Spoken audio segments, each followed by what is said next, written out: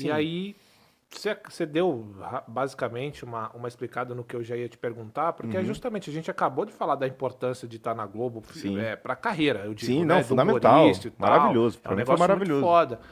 Mas esse é um dos fatores determinantes para sua saída, É. ou teve outros aí que acabaram acarretando na sua saída da Globo? Na verdade, assim, o Tá na Copa, que foi o programa da Copa do Uhum. Mundo, pô, foi muito maneiro. Foi muito maneiro. Porque, assim, de 21 para 22, o canal aumenta o programa, a duração do programa. Ah, Então o programa tinha uma média de 1h10, 1h15. E quando a gente fazia programa longo, era programa de 1h30, 1h40. Pô, que já é difícil de você preencher ali, ainda mais dando essa tônica de entretenimento, humor aqui e ali e tal.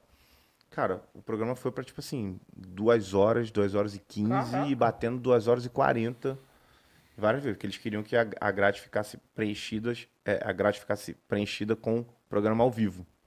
Então eles aumentaram muito o Tá na Área. Isso meio que deu uma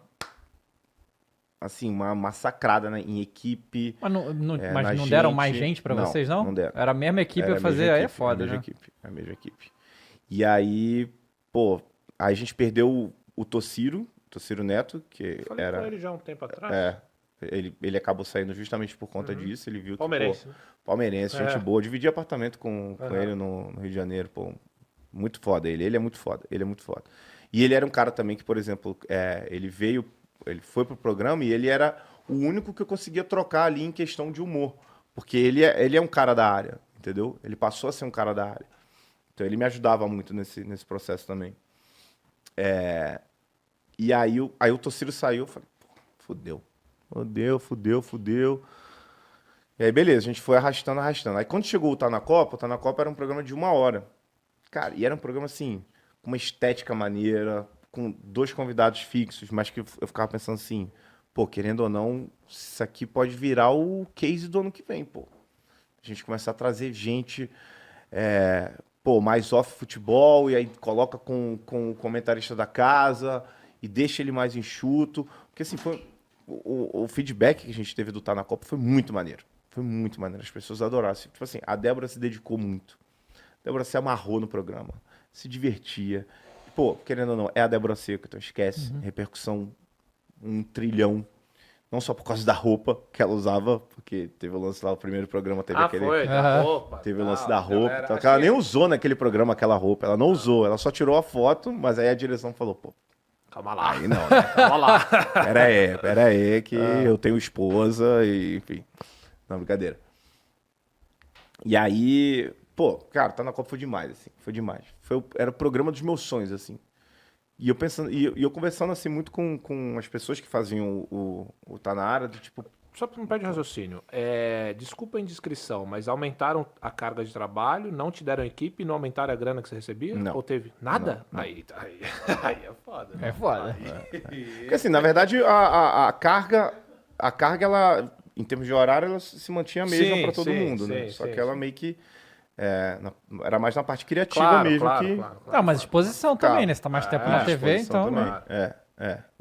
Tinha também esse lado bom e ruim ao mesmo tempo, né, Aham. da exposição, que era ótimo para mim, mas, pô, às vezes era uma exposição Claro. Sim. que dentro da proposta e pro que o programa já poderia ter apresentado, ou já tinha apresentado, né? Uma coisa mais dinâmica, mais, sabe, de entreter mesmo, e não essa coisa de debate, que não tem problema nenhum também.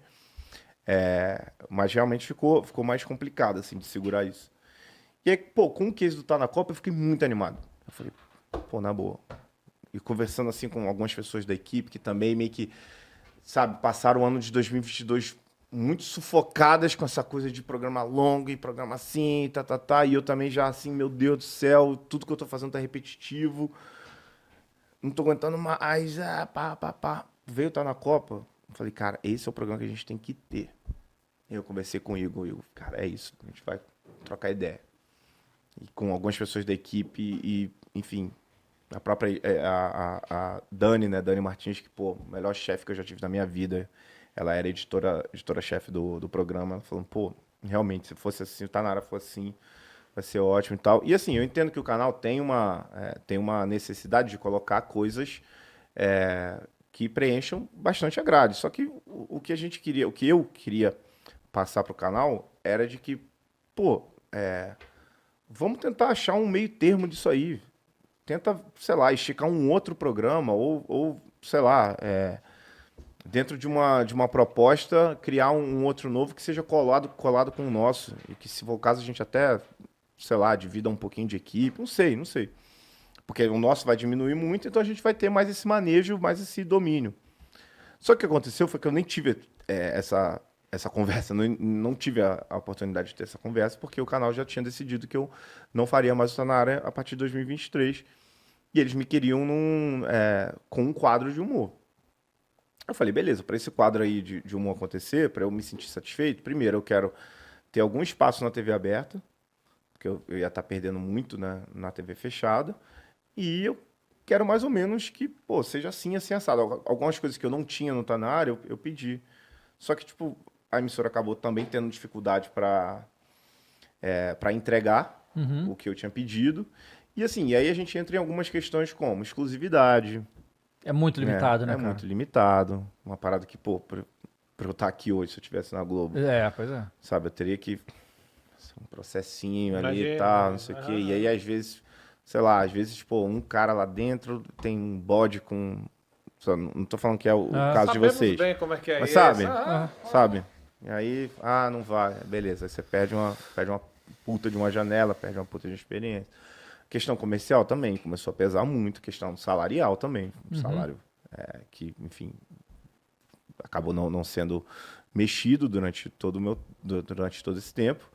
E aí eu falei, cara, assim, eu acho que tudo que eu passei lá dentro foi maravilhoso, foi sensacional. Eu tive muita liberdade para fazer muitas coisas que eu queria fazer, mas eu tinha que estar comigo mesmo, me sentindo num lugar de crescimento. Num lugar que, pô, realmente estou me expandindo e estou sendo reconhecido, tanto internamente quanto externamente. Então, foi um desalinho de expectativas, cara, da empresa com relação ao meu trabalho e minhas com relação à empresa. E foi muito tranquilo, assim, a saída foi muito tranquila. Quanto a isso, eu, tipo, cheguei, conversei, e eles ficaram decepcionados, tentaram dar alguns contrapontos. Pô, eu tava 2 meses num projeto com a Adnet, pô. Sabe? Tipo, isso é uma dor que eu carrego, sacou? Eu não queria ter largado tão cedo. Mas eu já tava num estado mental que eu falei, cara, eu não posso priorizar aqui, não. Porque eu já priorizei muito aqui. Tudo que eu tinha para priorizar, eu priorizei.